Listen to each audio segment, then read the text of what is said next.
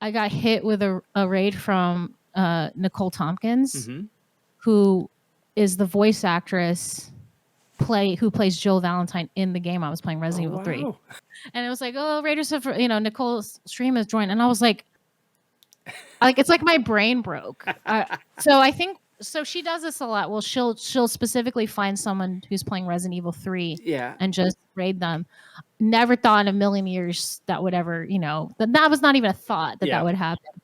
But my brain broke. Like I couldn't function. Like I was fangirling because I was like, I can't believe I'm playing Jill Valentine, and Jill Valentine just like came into the chat, and she was super like.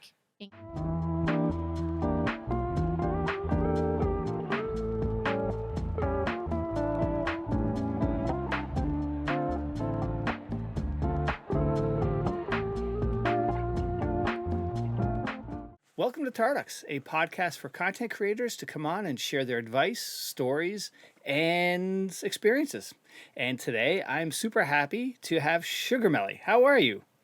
I'm good. I'm so excited to be here. How are you doing? I'm doing good. It's what is this? It's a Wednesday. So yeah, halfway through the week and a couple more days till the weekend. Yeah, happy hump day. Absolutely. All right. So you ready for this?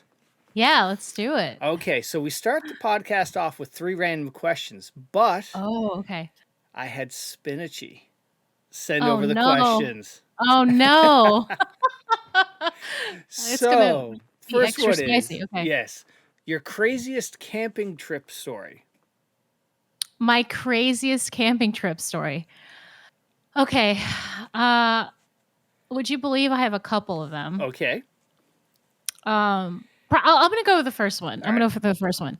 I did not grow up camping, by the way. This is not something I grew up doing. I have I'm from a Filipino family that we don't do that. Like, that's not a thing we grew up doing. My mom grew up in Manila, and she's like, why would you want to sleep outside on purpose? So, but I had a chance to go travel to Africa. Oh, wow. And I actually camped out there in the middle of, they call it the bush, Yeah. 3 hours from civilization. Mm-hmm. So, which was kind of I'd only ever done Disney camping, like Disney World. So to go from Disney World camping to camping in the middle of African bush I learned what hyenas actually sound like. Oh, God. They do sound like laughing for real. Oh, I would wake up in the middle of the night and hear cackling outside the tent. Not close, but close enough where you could hear it far away enough where I didn't feel in danger, Mm-hmm. And then every morning I'd be woken up by the sound of wild donkeys braying. Yeah. Yeah. Holy cow. Yeah, so that was pretty wild. I did end up catching a parasite. You have to be very careful with drinking water and all that. And I bet. when you're out there that long, it wasn't too bad. It was just a stomach bug. Yeah. But I was told by the locals no, that is 100% a parasite you picked up. So it's oh great, Oh my God. So went all the way to Africa and picked up a parasite. Wow. But it was a pretty intense but rewarding experience. So yeah. Yeah, normally I was expecting some camping in the backwoods of Florida or Georgia or something, but not Africa. Wow. That is extreme camping. I do love to travel, so that's I've also camped out in the outback of Australia, which is pretty wild as well. Yeah. Yeah. But I either do there's no middle ground. I either do Disney camping, luxury, or just throw me in the middle of the outback with no resources. Oh my God, that is wild. All right. So, number 2, if you could make any comic book into a TV show, what comic book are you doing? Ooh, that is a good question. Okay, first, a little context. I'm actually newer to comic books. Okay. I didn't grow up. My introduction to superhero stuff was not comic books, but cartoons. Yeah. So I grew up in the 90s, so I was all about animated Batman, Superman show, X-Men, Spider-Man, all the cartoons. That's so. And then when MCU came out, I was maybe I should get to know some of these other characters. So I started reading more comic books, just in the past 10 years, Yeah. And so I went down a rabbit hole. I started listening to podcasts. I was like looking for recommendations. I'd be like going to comic book shops, and then I don't even remember who told me about this, but the comic book series Saga came across my desk, and I was like, this is amazing. So I think, and I didn't, at the time I read it, I didn't think anything like that could be on a TV show, but I feel like culture has just changed so much that I do feel like there is a place for a story like Saga to be in a TV show. So that would be like a dream. Okay. All right. Yeah. So now, Spin said you're a musician. I am. So, which instrument do you think is the most underutilized, or which instrument is is underappreciated? Oh, that's a good question. Underutilized or underappreciated?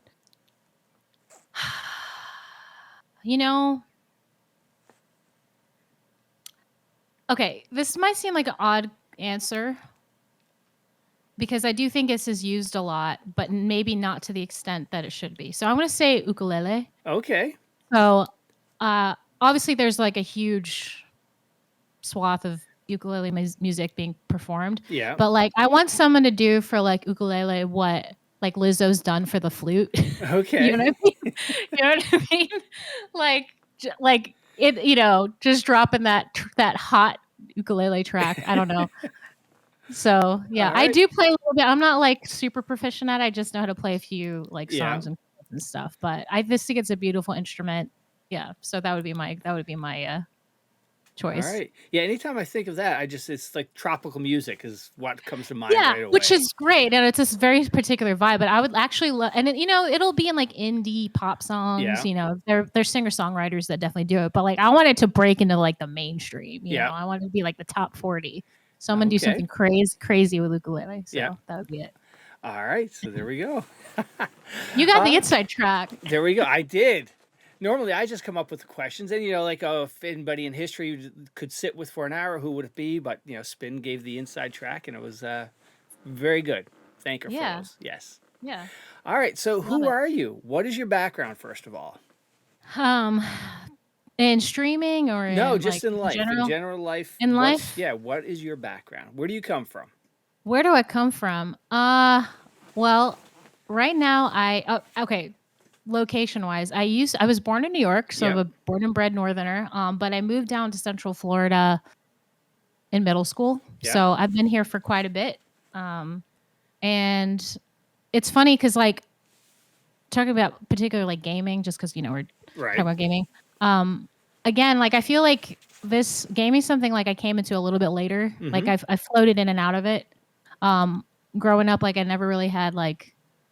Again, the whole Filipino thing. My parents didn't believe in video games, so they're like, like if you want to play this, you got to work and save up your own money and get, I was like, but this thing's like $100. I'm 5 years old. How am I supposed to get this? I can't get an NES, So and honestly, like Spin brought up the music stuff. I have been a musician for most of my life, so that's something I've like focused on and do professionally to a degree. And then, so yeah, now I love Twitch because it's been like a way for me to like combine gaming and music to an extent.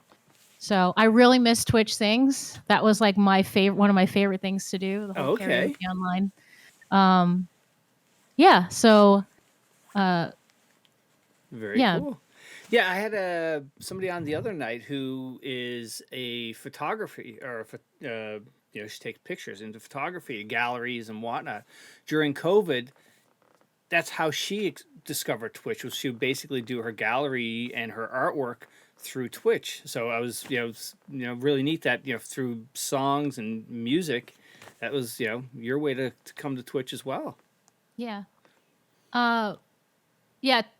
Pandemic changed a lot because I was streaming before. Yeah. Like I've been streaming like since 2018, but kind of like here and there, like just shorter streams, not as consistently. But as soon as lockdown happened, I was like, I literally have nothing better to do. I just sit around and play video games and stream. So that's what I really ramped it up. I was essentially full time for the past like year and a half. Oh wow. Since 2020, but Now, Yeah. what's your main musical instrument? What's your, I first instrument ever was the piano. So I yeah. started taking piano lessons when I was 4 years old. And so funny thing though, my mom is actually a piano teacher and piano instructor, Mm-hmm. but she was actually a child prodigy. Like the reason she came to America to begin with was to study at Juilliard. So she was Oh, born in wow. Philippines and immigrated to the States specifically to study. So she, from a very young age, had a lot of pressure put on her to Mm-hmm. perform and to practice. So course correcting for me as a child, she never wanted to like pressure my sister or I to like Yeah. do anything music. So she kind of took the opposite route. She's like, if you want to keep doing this, great. If not, that's okay. So I kind of took a break from it for a while, Yeah. but it's something I came back to. I ended up studying it in school, and Yeah. Oh, wow. yeah. So That's very cool. And now, where did video games begin? You said you discovered it late in life. What was the first, first game you started playing or console? this is gonna be really. It's gonna sound really stupid. Well, I grew up playing a little bit of Nintendo. I had Yeah. friends that had Nintendo. Mm-hmm. Um, but like I said, I never got to play it like at home. Yeah. So it was only whenever I was at my friend's house, they would like hand me the controller and I could play like Super Mario Brothers just for a little bit, or like, I could play Duck Hunt, Yeah. so a bunch of Nintendo earlier. And then like when it came down to it, I did end up saving some money to buy my own thing, but it was down to like Game Boy or Game Gear. And for Yeah. some reason I went like Game Gear. Oh, Because okay. I know. I mean, I love Sonic. I grew up Yeah. playing Sonic. I was heavily influenced by the movie Surf Ninja. I don't know if you know this movie. I have heard of that. Yes, I think I It's have. probably a terrible movie, but for Yeah. some reason it made a huge impact on me, and I just remember a Game Gear being like essential to the movie. Yeah. And I came out of the movie thinking like I need to get one of those. So now that I think about it, that whole movie was probably just a big old marketing campaign for Sega. Yeah. And I totally bought into it. Yeah. But it's funny because, like, I play much more Nintendo now, so I don't. Yeah. Yeah, I feel like I missed. I feel like I missed. Like I should have maybe gotten the Game Boy, but whatever. and, and now, over the years, what are some of the games that stick out for you? That those were all some all-time favorites. For me, I think the game that actually catapulted me into like kind of going hardcore with streaming and gaming in general was actually The Last of Us. Oh, okay. So, I I didn't think I liked horror games. Yeah. Number one, so I was sort of interested in zombie stuff at the time. Yeah. So I was like, oh, this sounds like maybe something I would do. Like I'm kind of terrified. I hadn't really played, other than like one Resident Evil game, I hadn't really played much horror. Yeah. But I was just completely drawn into that game because of like the storytelling. I mean, the storytelling is amazing. I've found the gameplay to be really fun. And then I got ultra obsessed with the multiplayer. So Okay. that I had never done much multiplayer up to that point. Yeah. Never played shooters much, but I got into that hardcore. I like no-lifed Last of Us multiplayer factions. Wow. And it was funny, like I made friends online doing that. I would just play in random lobbies and then, meet people and like, squad up with randoms and Yeah. just had fun that way. And I just played the crap out of that game. And then that's actually how I got into Twitch because okay. I was like trying to get good, so I was looking up videos like, okay, is there strats or something like in like improve gameplay? And at first I checked out YouTube videos and I found, a couple of things there. And then that's how I'd stumbled on Twitch. Yeah. I had no idea what Twitch was, had never heard of it before, and found a bunch of streamers that were playing Last of Us multiplayer. And I was like, ooh, I can just watch these people play live. Like, what a concept. Right. So I found Twitch first as a viewer and just was watching all the time. I also got super into Friday the 13th. Yeah. So I was watching a lot of streamers play those two games primarily. Okay. Yeah. And at what made you go live then? You're watching them. What did you just like? Yeah, I can do this. It honestly was sort of an accident. Yeah, I maybe had been on Twitch for like a year and a half. Yeah. And I didn't realize that my PlayStation 4 came with a go live button. Okay. And I was like, oh, this is how I could do this. Because at that time, I didn't have a PC. I didn't have a setup. I didn't have anything. And so I was like, huh, that kind of looks like fun. So one night I just was like, I'm going to try this just to see. I'm not going to tell anybody. Yeah. I'm not going to like advertise this. I'm just going to get on, try it out and see if I like it, Yeah. So I played a game I had already played before, which was The Last of Us, but the DLC. Yeah. So it's like, this is a short DLC. It's like an hour and a half tops. I can just try this out and then, and hop off. Yeah. And then nobody will know the difference. I'm just going to see if I like it. And then one of my friends that I had met through gaming at the time, she noticed that I went live and she came in the chat and started yelling at me and was like, what are you live? And she's like one of my really good friends now. And she's like also, she was like my first mod. Yeah. But she like was there and then like told one other person. So I had like 2 viewers, my very first stream. Yeah. Which was amazing. And then I was stupidly streaming off of Wi-Fi at the time also. Mm-hmm. So I was like, I don't know why this isn't working, but we'll make it work. I didn't even know how to raid anybody. I was like, should we do a raid? And she was sitting there telling me like, I think this is what you do to do it. You can type in /raid and just find someone. I was like, okay. So I had no idea what I was doing. So I kind of just stumbled into it secretly. And then I was like, wow, this is so much fun. Like I love doing this. So it just kind of grew from, humble beginnings from there. Wow. And now when those first people that come in that you don't know in the chat, what is that experience like? What's your first reaction to that? Because, it's like now you've got random people coming in and asking you questions or whatnot. Yeah. It's so funny. As soon as anybody, even now, I still get so excited when I see a new person in there that hops in chat and just starts, when they're not weird and when they're, engaged, when they're engaged and like they're funny, and it's like it's an exchange. That still gets me, like it still brings me back to that first time where like somebody just came in a chat. Yeah. And it's like, when you're starting out, there's maybe nobody's in there, it's right. like it can be a little lonely in there, but as soon as like one person comes in and starts talking, it doesn't matter if it's just one person, it totally makes your day, So I still feel like I get that feeling every time like someone new comes in. It's like, and it's just interactive. It's also about interaction and connection. So yeah, absolutely. And now, what would you say has been some of the highlights since you hit that go live button? For me personally, like 100% relationships, friendships. Like Spinachee is like one of my greatest friends. Yeah. Not just like from Twitch, but like of life, like we we're really good personal friends. We know what's going on with each other's lives, that kind of thing. We talk a lot. And not just her, but so many other people. I actually went on a trip last year to meet a bunch of ladies that I had met through Twitch and through, specifically through the pandemic. We kind of like started like this girls chat where we just kind of like, kind of keep each other's company. We'd play games, every now and then. So actually like that was such a cool thing just to go. We all met up in Vegas, met up in Vegas and just hung out for the weekend. And it was such a cool experience. Just getting to meet people that I've, met through Twitch has just been amazing. Yeah. And yeah. Now back to Spinachee. How did you guys meet? Okay. Yeah. I met Spinachee through, it was one of the streamers that I was watching at the time who was playing Friday the 13th. Mm-hmm.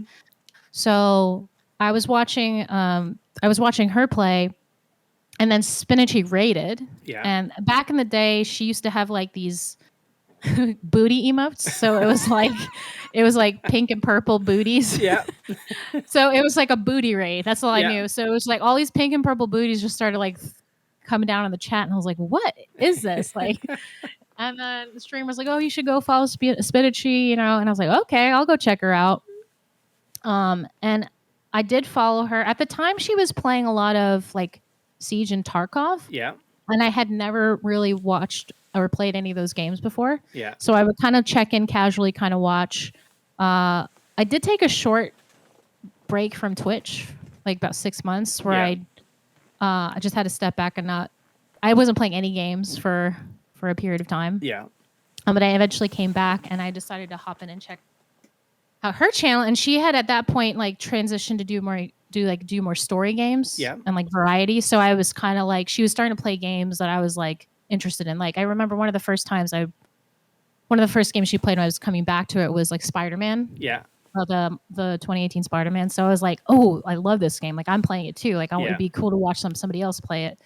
So yeah, so I actually just started off as a viewer in her chat, and then I dropped into her DMs eventually, and then we just started chatting, and immediately it was like we clicked like from the beginning, and so I think we were just DMing probably for 6 months, so we didn't even talk. Like at that point, I didn't have PCs, so I wasn't in Discord or stuff like voice. So we didn't even actually talk until like 6 months in, and then it was like, oh my god, now we can actually talk to each other. So yeah. So since then, yeah, we've just become really good friends. But it all started from a Friday the 13th channel, and now, randomly. Isn't it amazing how this platform, you create these relationships that, last years? I've had people on who are content creators, and their first people in their streams ended up being their best men at weddings, and it's crazy. Yeah, it's pretty wild. I never thought that like a gaming platform would be like a gateway to that. But that's been the greatest gift for me. Now, what advice would you have for somebody who's ready to go live for the first time? Advice. Sometimes I don't know. Just because of my own start, I'm like, don't do what I did. Don't just be like curious. What is this? What happens when I press this button? I think one of the pitfalls I see for people starting off is that they'll immediately drop thousands of dollars into a streaming setup with no concept, no like idea about what they even want to do the channel, and even without too much experience about for me, I think it's like just start with what you have and do the best job possible, and like as it continues to grow, you can invest more and more into it.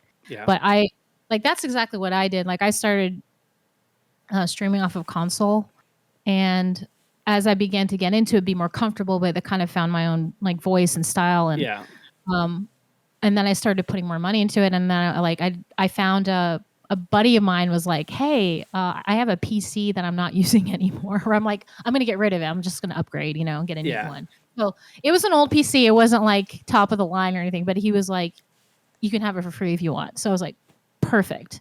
So then I kind of started accumulating and building the setup a bit more from there. And then I finally built a PC a couple years ago. So just gradually kind of accumulating and growing it as the stream itself grew. Because I think there's so many things. I mean, I still kind of feel like I don't know what I'm doing.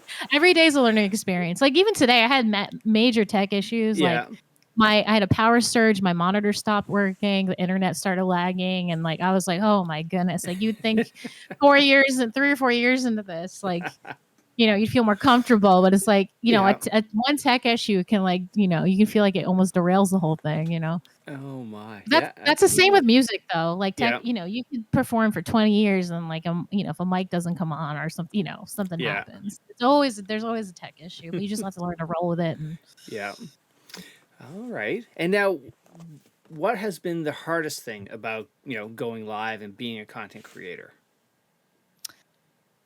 I would say, I think life balance, is probably the trickiest thing. I have flexed in and out of going super hard and doing like 8 to 10, 12-hour streams. I thrive off of that. Like I love those long sessions. But sometimes I'll push myself more than I think is healthy.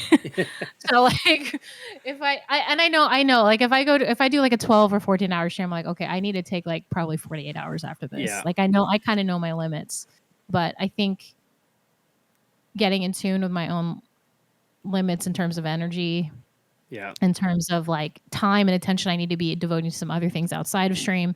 But then there's constantly like a guilt too, because you can always be streaming more. Right. Always. Yeah. You know, you can always be doing more, always be more engaged. I mean, I think that's like any platform, not just Twitch, but content creator, like constantly feeling I need to be putting something out. I need to stay present. I need to stay engaged. I need to stay relevant. I need, you know, all this other stuff. I need to be on TikTok. I need to, like, it can really be overwhelming. Because, you know, there's no cap on it. There's no limit. Yeah. And so you have to learn how to put limits on yourself and know like what's healthy and what might be a bit too much. So I think that's it, because I always feel like a guilt, like I always could be doing more, you know? And so now, do you see parallels with that from a musician standpoint too, or there's just more of that guilt because you're content creator? It's so easy just to hop on, go live. I do think there is that guilt, because it's very similar to music in terms of practice and honing your craft. I think, gosh, like I think that sometimes I think that this pushing myself really hard started in gaming. It didn't. Like it has been totally a rhythm with music. Like I remember when I studied music in college. Yeah. I would be practicing for 5, 6, 7, 8+ hours a day. And I remember like leading into my recital. So like every student had to do like a major recital at the end of like your time. Yeah. And I remember leading to that recital. I was literally like living at the practice studio. Oh, wow. Like I think one time I did a session where I was literally just there for like 24 hours, and I would like take breaks to eat and like power nap, and then I would just kill because I was stressed out. I was like, I need to perform this. I need to do this. Like, and like every minute, you know, and then there's a point of like diminishing returns too. Yeah.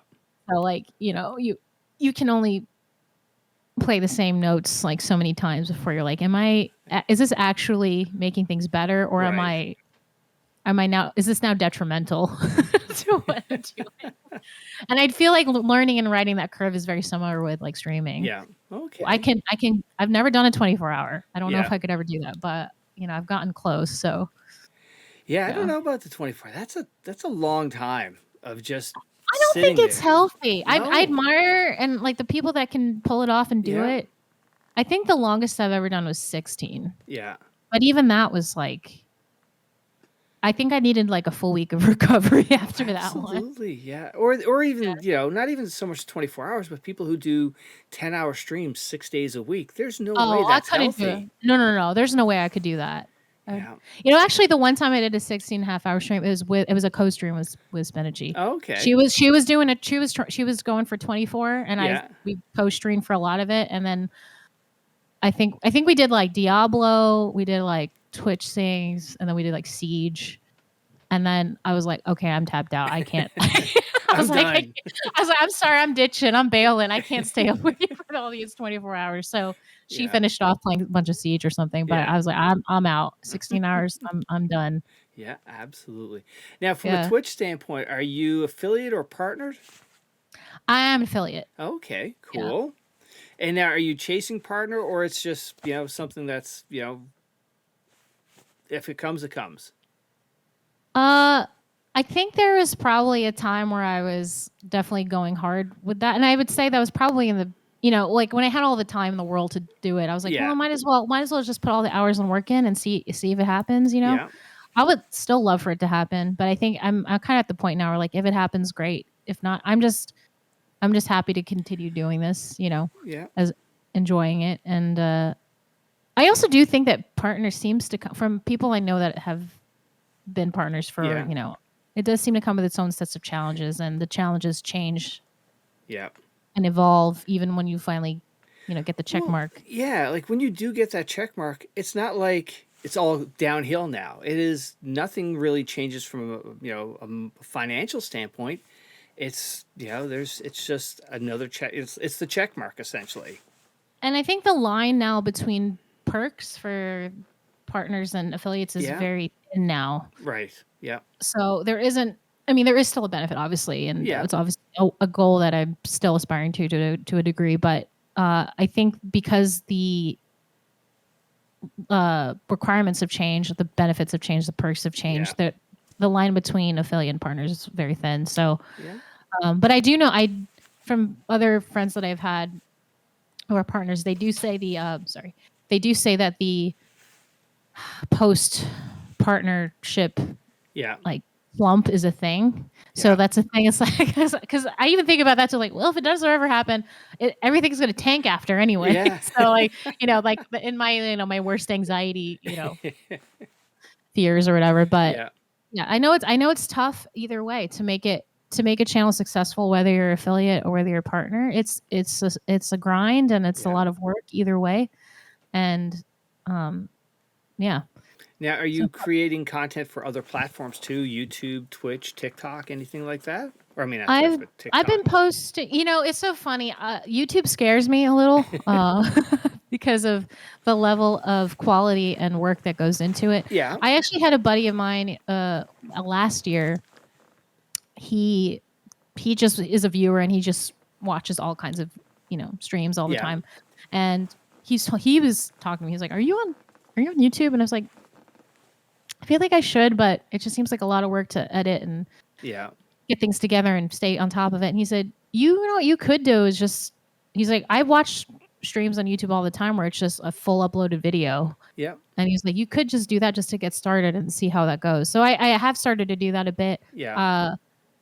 But I still don't feel great about it because it's like, I don't want to just be putting VODs up. Right. I feel like it needs to be something a little bit different, but something's better than nothing. And so I kind of took his advice and started posting things.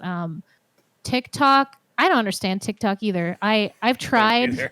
The algorithm and I don't work very well together. So I have not struggled on TikTok quite yet. Yeah.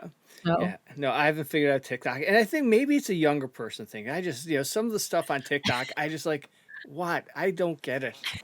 I actually stayed away from TikTok for the longest time because I was like, I'm too old for this. Like, I'm not Gen Z, I'm not like an older millennial or whatever. And I was like, I think I just missed the boat. I actually had a couple friends who have nothing to do with Twitch. They don't game or anything. They were the ones who actually convinced me just to get on TikTok just as like a consumer. Mm-hmm. And I was like, I don't know, isn't it all just like dance videos? And they're like, no, you just have to it is not just dance videos. There's a cozy part of Twitch that you just have to find for yourself. It exists. Just, get on there, figure it out. And so I did, and they were in fact correct. Okay. Yeah. So. All right. And I've tried to post things on there, but it doesn't quite work out all the time. Well, a lot of the content creators that have come on here, that's when they look back. If I ask them, what would you change if you could go back, and they say they would have jumped on YouTube sooner than they did. And also from a discoverability standpoint, even if you're just doing TikToks or YouTube shorts, it just takes one video to hit, and then that can drive viewers over to your main Twitch channel, essentially. You know what? I have one viewer that I know for sure came from TikTok. Yeah. So because he constantly references like one video I posted on there. Yeah. Like it was a joke about how I drink Cafe Bustelo. Yeah. So every time he comes in, I knew he came from TikTok because he was like, how about that Cafe Bustelo? So he always makes a joke about it. I'm like, yes, that's my one TikTok viewer. Let's go. Excellent. Oh. Yeah. So if it's just one, it's worth it. I may never go viral. I may never, but I got that one viewer from the Cafe Bustelo video. So that's all that matters. Yep. Absolutely. So now, you would describe yourself as a variety streamer. When did you identify yourself as that? You started out with Last of Us as your main game streaming. Now, did you just slowly change games as you were, over the years, or did you main a game for a while before you did that transition? Yeah, I think I've always been variety from the beginning. I just didn't know that that's what it was called. Yeah. I would I think I would have just called it games I like. Yeah. I started off playing mostly story games. So obviously Last of Us, I streamed that. I think I want to say one of the first games I ever streamed was God of War, God of War from 2018, Red Dead Redemption 2, Assassin's Creed Odyssey. So like a lot of these like open world RPGs. Yeah. The first Resident Evil, I got super into Resident Evil and streamed all the Resident Evil games. So I never like intentionally sought out to do variety. I was just gravitated toward games that I just enjoyed and hoped that people would enjoy watching me play. So That's a blessing though, because I talk to a lot of people who they main one game and they have to play that game every day. And if they miserable, it just comes through, and their chat's not happy about it, and it comes across. And whereas a variety streamer, hey, whatever you're in the mood for, let's slap this in. You know what? Spider-Man's not being fun today. Let's switch over to that. And it's just from a mental health standpoint, it's got to be better. Yeah, it's funny though, because I've had a couple of people tell me like, if you just like, and streamers like Yeah. people that have grown their channel and know what they're talking about. They're like, if you just made one game, your channel would grow like pretty quickly. And I always think about that. I'm like, yeah, but then I would hate streaming. so I mean I admire the people that like thrive off of the one Yeah. game thing. I think that's incredible, and that's it truly is how you can build a following, because everybody knows, oh, that's the that's the Tarkov Right. guy, that's the Siege person. Yeah. Like that's it's so much easier to kind of like build consistency and familiarity with your Yeah. audience when you always know what to expect. That's the same as any product. Right. Consistency is huge. But I just know I've tried to be more tactical about the games I play. Like Yeah. I'm not just. I think there is a balance between picking something just for me and then Yeah. also picking something I think my now established like viewers, Right. would be interested in watching. So, and I do pay attention to that. Yeah. But very rarely will I play a game against my will. Yeah. Sometimes it's for charity. Yeah. Sometimes it's for like crazy chat challenges or, some goofy thing like that. But Yeah. other than that, I pretty much, because, I think people can pick up on it when Yeah. you don't enjoy a game. I feel like people know. They do. Like there's been times I've started games and felt like it just I wasn't clicking with it, and so it was affecting like my energy, mood, and just like positive, like all the things that kind of can make a channel enjoyable for people. So I've learned to just cut it off. Like because there's a thing where you feel like you failed if you don't finish a game on stream. Like I don't know where that expectation came from, but I actually like this is why like Spinachee has been a huge like source of like advice and insight for me. So I remember one of the first conversations I had with her. I'm trying to remember what game it was. I can't even remember what game it was. That's how much I hated it. But but I remember talking to her. I was like, I really just don't like. I'm not enjoying this game, and like, but I just feel like I need to finish it. She's like, why? No, but there's no law that says if you stream a game, you need to finish it. I was like, oh, there isn't. There's no etiquette. I can just. There's no. I was like, I can just stop. She's like, yes, and I was like, oh, but I was like, isn't that like failing? She's like, no, like they're probably they'll watch anything whatever you play. It's like they're gonna know and they're gonna know if you don't like something. So it's gonna be much better for you if you actually enjoy something you're playing. And I was like, huh. There we go. I just had never not finished a game on stream before, so I felt like it was a failure. So it turns out it's not. Nope, not at all. Yeah. How would you describe your stream and your community? I think the words I often get from people who enjoy it, it's cozy and chill. Yeah. And welcoming. So that's the kind of environment I try to cultivate. I'm not like, there's so many different kinds of personalities and brands and like personas that people have on Twitch. You got like larger than life personalities. You got sexy, you got super great game. Yeah. You got the people doing 360 no scope headshot, that's totally me. No, it's not. But for me, it's like one of the things that I hear from the community a lot is like, it's such a great place to just chill and enjoy.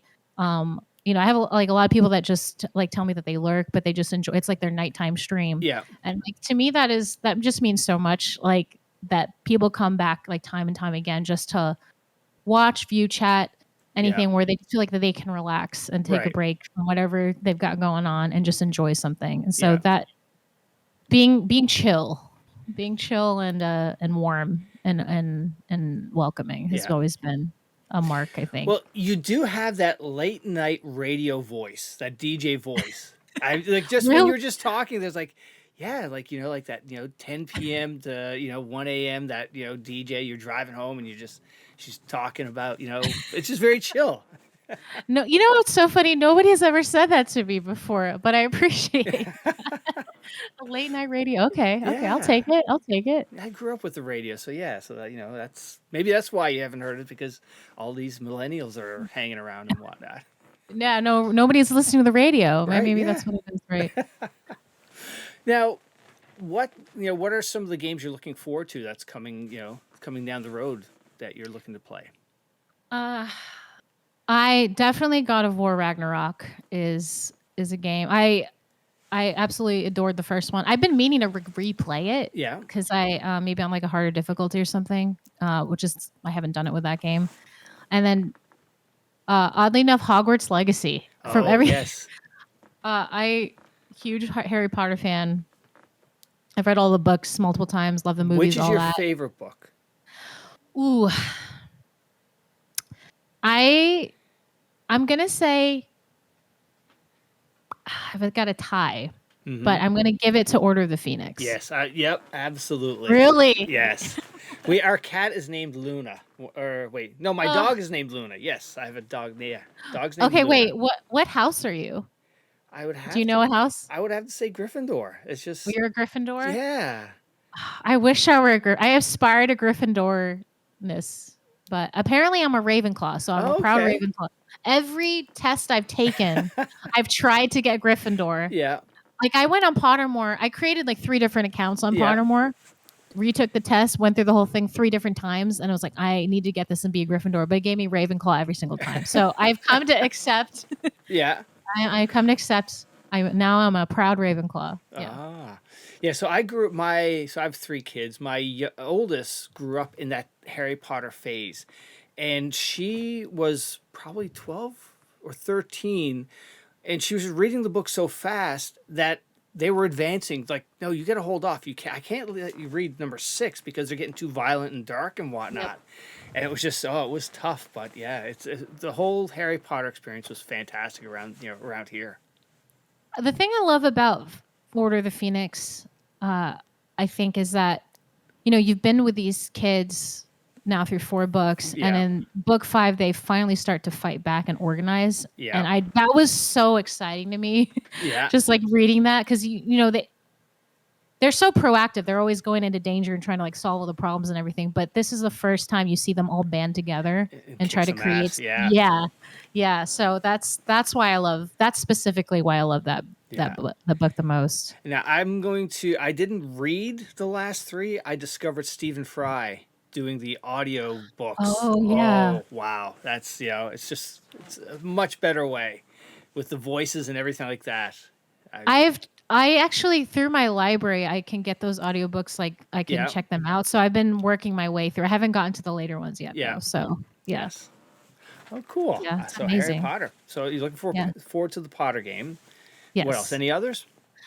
I think I want to say those are the 2 at the top of my. I can't think of anything else right now because oh no, the Spider-Man that's coming out. That's basically from the console version coming out to the PC. We've already played that one.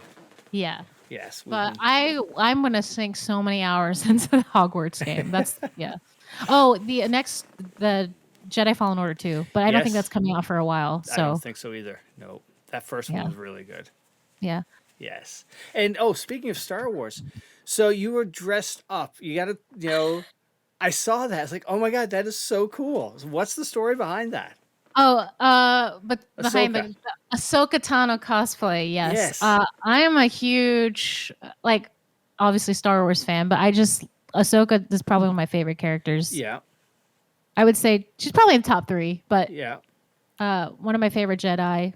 Yes. I am no Jedi, but I'm actually pretty new to cosplaying. I decided to dress up as Ahsoka Tano for May the 4th. Yeah. So I did a big old Star Wars stream.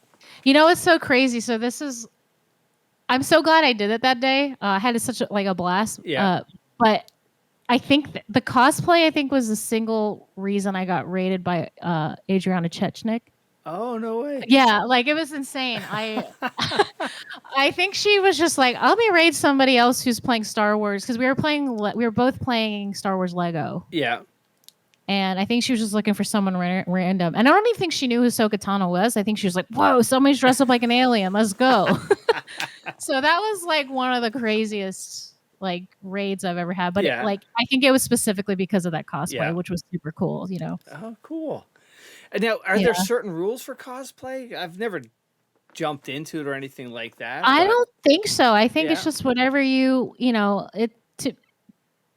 few times I've done it, it's only ever been for characters like I really, really love. So I've done like a femme Nathan Drake. Okay. I did Ada from Resident Evil. Yeah. I haven't done very many, but then Ahsoka Tano, I definitely wanted to do one for May the 4th. So that was the only choice. Okay. Now, did you read the book? Yes. That's one of the ones I got on audio. Yeah. That was good. Yeah, that was really, really good. Yeah, the backstory. I cannot wait for this Ahsoka show. I'm so ready. How about when she made the appearance in Mandalorian? Yeah, Mandalorian. Yes. Oh yeah. I love that whole. First of all, I love that Rosario Dawson was essentially like a fan cast. Like the fans basically like spoken into existence. I think she's perfect for that. Yeah. Oh yeah, that's such an amazing. I was so excited to see her, and then when she just shows up with those dual lightsabers. Oh yeah. Oh yeah. That's actually the next part of the cosplay I need to acquire. I didn't have the legit dual lightsaber, so that's the next part of my list to make that cosplay completely legitimate. Oh, so now being a streamer on Twitch, being a female streamer on Twitch has its own uniqueness to it, and sometimes could be the scary kind of things. What's your experience been? I think for the most part, oddly enough, it's been fairly positive. There's obviously like challenge. There's obviously like the dark side of Twitch, which is like sexist and all that. It's honestly, it's been challenging, like trying to navigate all of that and kind of develop a thicker skin. Yeah. But honestly, part of what makes it bearable is like the other female like relationships and friendships that I've developed. Like, I actually have a support network now. Oh, good. of other women, like streamers and like just people on Twitch that were like if we need a safe place to like to vent or share or support each other. Like if we know if there's like an attack within the community. Like it's everywhere. Like we know, everybody knows in the community, so that's been extremely helpful. Like I think I actually get upset when I think about I know that there's people on this platform who get those attacks and they don't have the same amount of support and relationships and care that you need to help feel like stronger and not as vulnerable and to also know how to respond and handle situations. So I would say I think I have really great mods too. I think having strong community support is huge also. And then also just learning how to community manage is probably one of the trickiest and toughest lessons to learn about, because you want to make it as open as possible, but then you also have to put boundaries in place where things are not tolerated. I think by and large, I've been relatively lucky, but that's because of the people I've chosen to put around me, and it's having that support system is huge. So that's good. Yeah, like I've had other female streamers on. Nixia from the Escape from Tarkov community. She created a group called the Chadettes, which is a Discord for all female streamers who are coming into Tarkov or just playing the game for a while. And like you said, there's a support only, basically spreading information around, passing along, hey, there's this guy's in my chat, and giving a heads up about that, or just being there to vent. Because often people who are your IRL friends have no clue some of the stuff that, being a content creator goes through, and they can't relate to that. Yeah.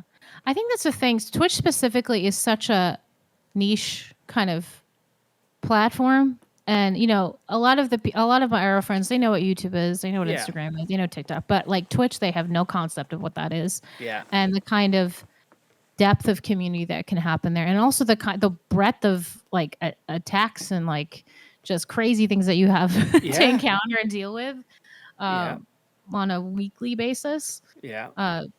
But yeah, I think that's amazing. I need to find out what that Discord is too. Yeah, absolutely. I'd love to hop in there. Yeah, but I think that's the thing. It helps to know you're not alone. It helps to know that you do have support, and you can figure things out and come up with solutions. And if you don't know what to do, at least having someone to bounce ideas off and figure out. Yeah. Just and it's where the chatettes has really helped is the people who are just coming onto Twitch. They, like you said, they have no clue what to expect. Here's a Discord you can go into, ask your questions. It's all the other ladies, and it's it's a safe space. Yeah.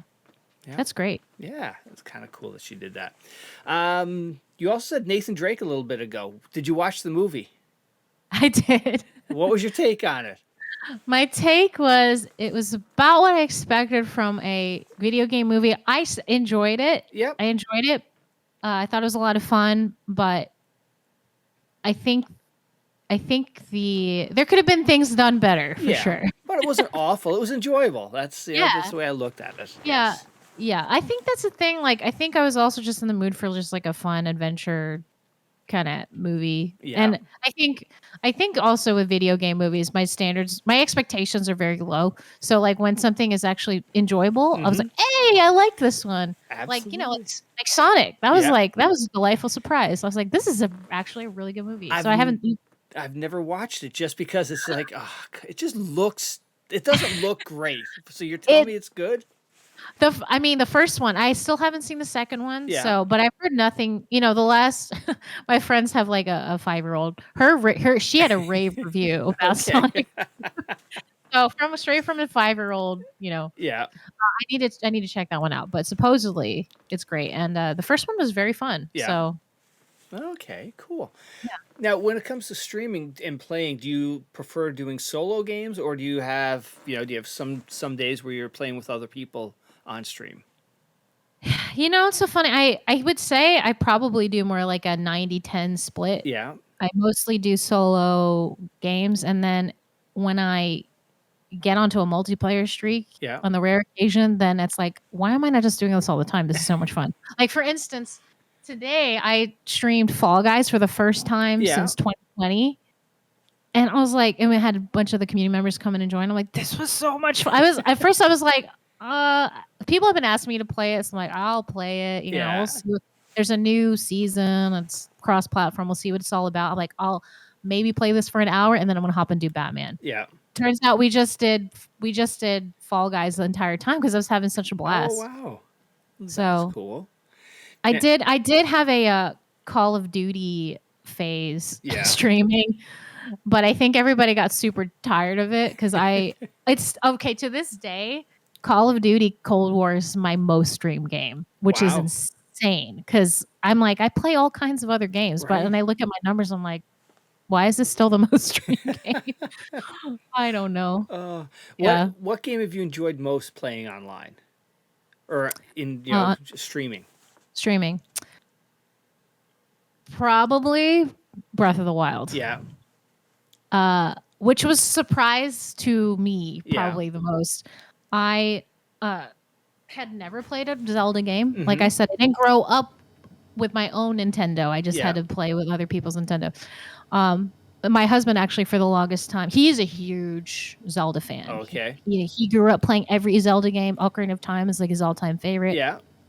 When we first got Breath of the Wild came out, he played it. I didn't see him for 2 weeks because he just played it the entire time. And he's been telling me for years, like, you need to play Breath of the Wild. And I was like, I've tried playing it on the handheld Switch. And I think what I was experiencing was a Joy-Con problem. Yeah. Because I would just play it and I'm like, this doesn't feel good. Link keeps falling off the mountain because I can't control the. Yeah.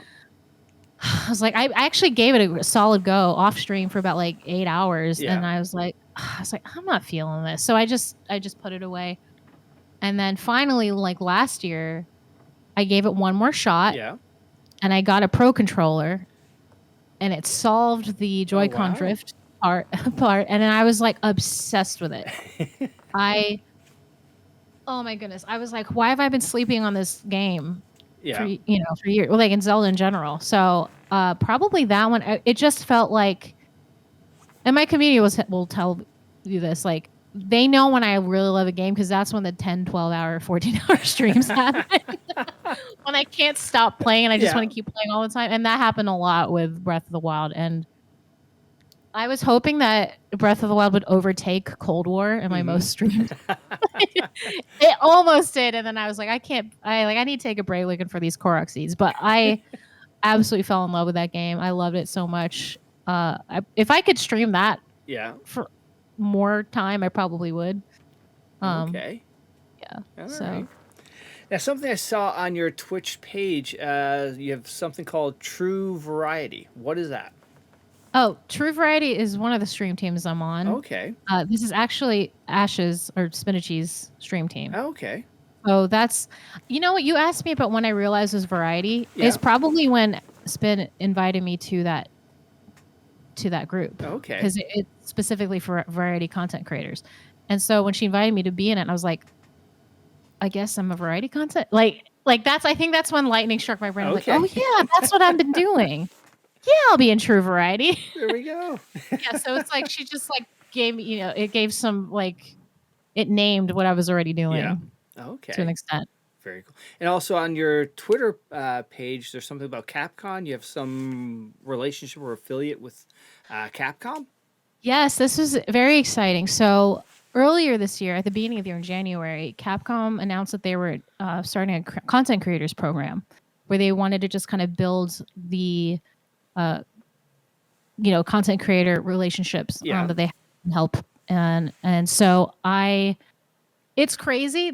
I had a whole application process for it. Yeah. I saw it online and I was like, I should apply for that. And then I just didn't for some reason.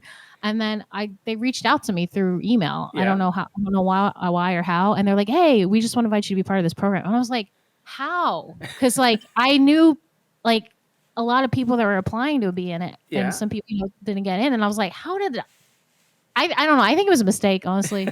I was like, why are you asking? I was so honored, but I was like, I kind of had a little bit of imposter syndrome because I'm like, I obviously love Capcom. I've been playing Monster Hunter and Resident Evil games. That's kind of like a lot of the games I play. But you kind of got why did they invite me? Why am I who invited me to this table? Yeah. I'm not sure, but I was extremely grateful, so excited, and I'm like, yeah, so that happened earlier this year. So I'm part of their official Capcom Creators program. So it's pretty amazing. They give us a lot of opportunities and some perks. One of the coolest things they just started is our Nexus store. Okay. So I have a curate. So this is a special thing that they kind of made available to everybody in the Capcom program. But basically, you can curate a list of Capcom games for your own personal store. Yeah. And so anytime anybody can purchase a game through your store, they get the game, and then you also kind of get support from the purchase. So I was like, what a cool! I was like, you could not have what a cool thing. Yeah. To just make available for people. So I'm so humble and so grateful and excited to be part of that. So that's very cool. Congratulations. Thank you. Yeah. All right. TwitchCon. Are you going to TwitchCon, or have you been to a TwitchCon before? I have never been to a TwitchCon. I'm thinking about it. Yeah. I still have less than 2 months to figure that out. Yeah, it's in October, I think. Yeah. My weekend is still free. I think what I needed to do, I did a lot of traveling this summer. Yeah.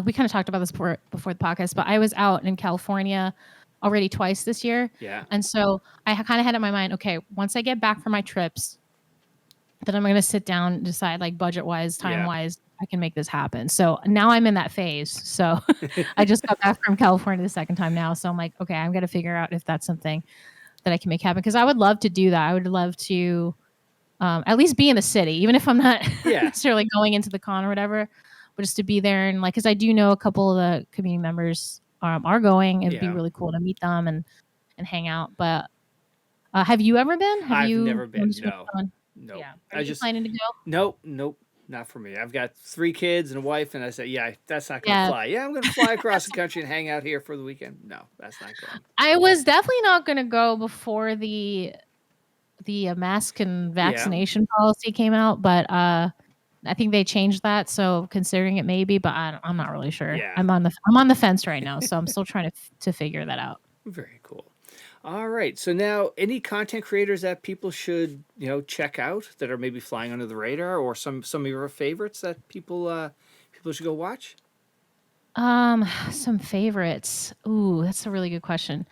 Oh, you know, there's a few late night ones that I watch a lot, and I think that they're really great. One of them is uh Baby Zyla. Mm-hmm. She it's so funny. She's one of my favorite people to raid. Yeah. Because like she's always playing some like tough like Souls like a FromSoft, and just her reactions and like everything is so like wild, Yeah. like just beating bosses and stuff. So I also have to know that if I'm about to raid her, I know I'm going to be watching her for another 2 hours, because like I won't be able to like stop watching. Yeah. But if you want kind of like a wild and crazy vibe and Yeah. like watch someone like play tough games, like she's one of my favorites. Um, uh, chill streams, I would say.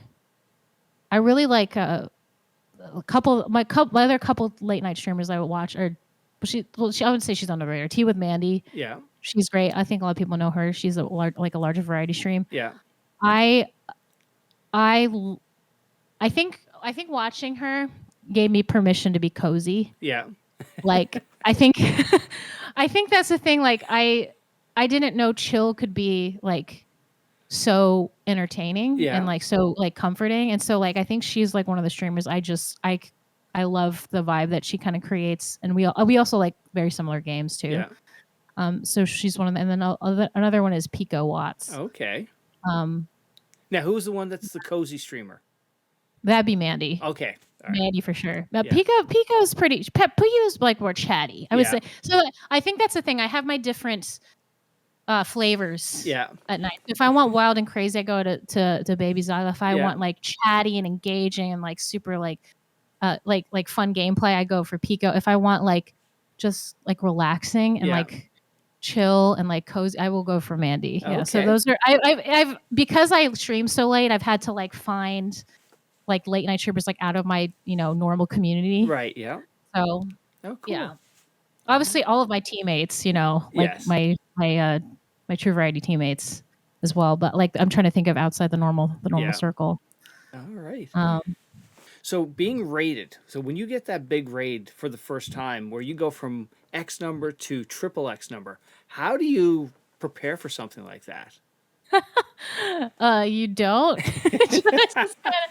Like I still get like thrown off, Yeah. and like I think that's the thing that's so fun about streaming is that like I never want to get used to that. Like I never want to get used to or take for granted anytime anybody. It doesn't matter if it's like two people, 1,000 people. Like Yeah. the fact that someone's bringing their party to your house Yeah.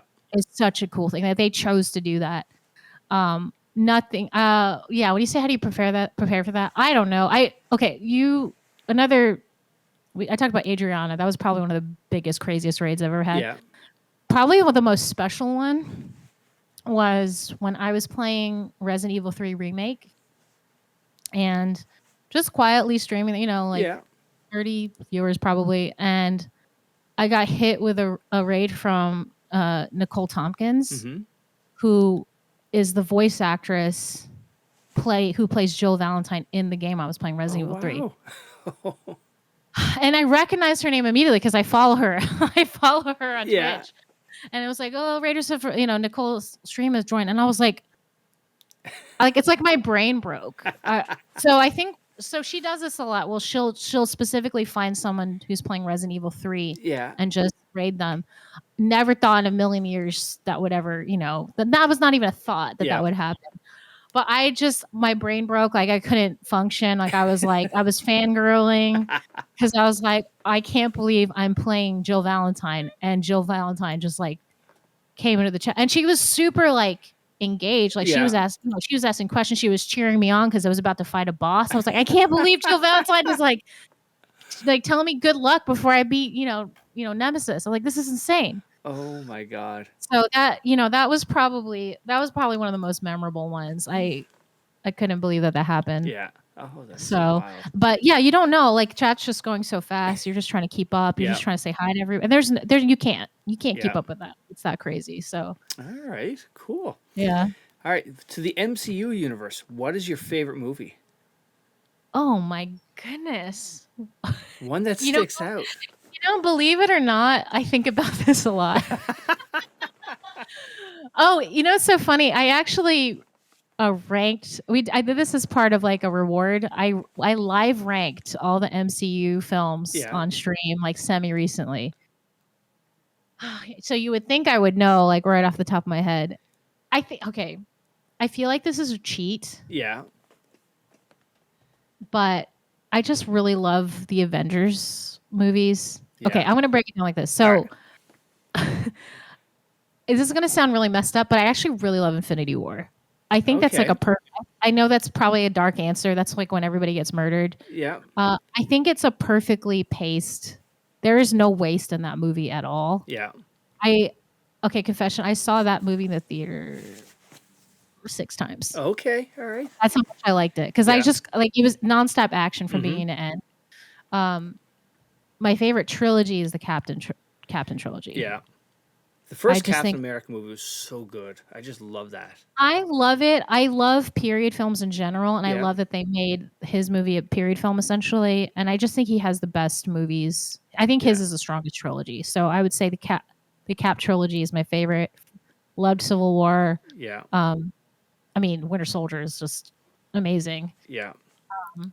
Personal fave. Sorry, recently, Shang-Chi. Okay. I think for me, just being Asian American, that film just impacted me and that was hit the me 7 Rings, right? Yeah, or 10 Rings. 10 Rings. Sorry. Yes. Yeah. That Legend was so good. Yes. I think it's one of the better action MCU films that have come out, and then just I think the villain of that story was one of the best written. Like aside from Thanos, I think he's one of the strongest villains in the MCU. Just kind of like an anti-hero. Like he's.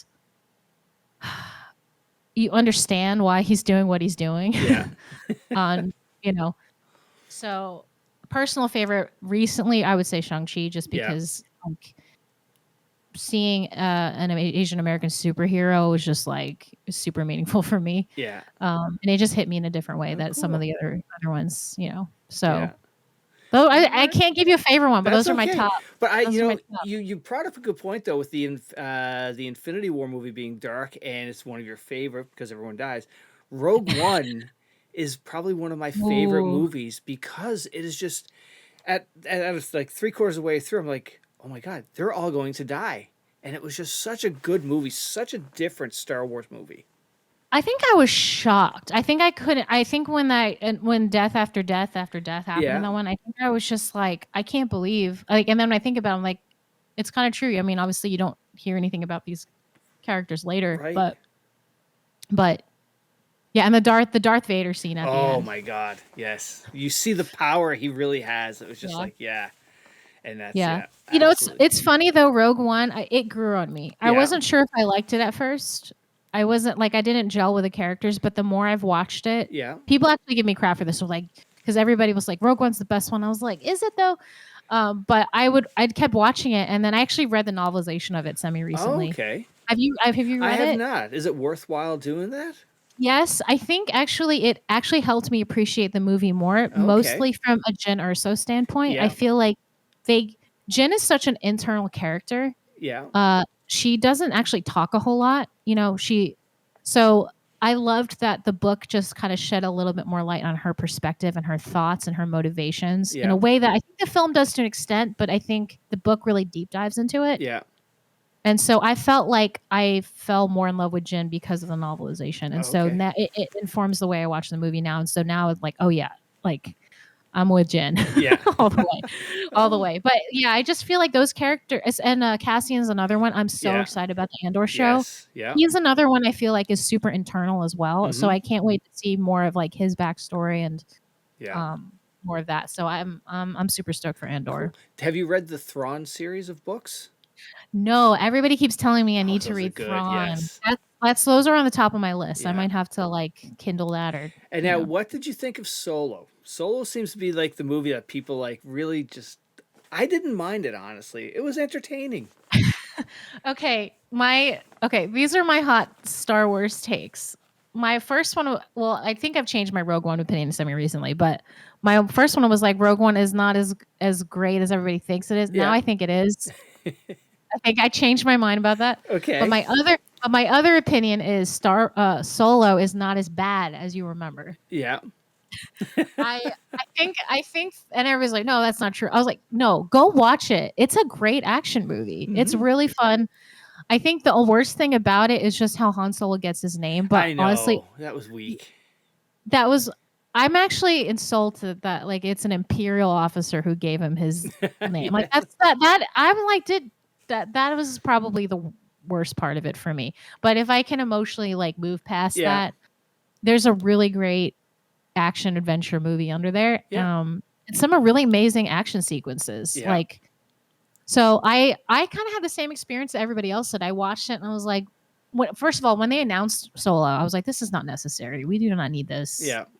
And then when it came out, I was like, it's okay.